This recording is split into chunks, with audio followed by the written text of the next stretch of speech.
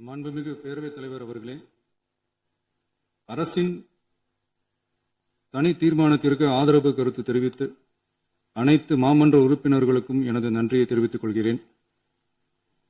மாண்புமிகு எதிர்க்கட்சித் தலைவர் அவர்கள் பேசும்போது அரசின் தனி தீர்மானத்தில் ஒரு கருத்தை சேர்க்க கோரியுள்ளார்.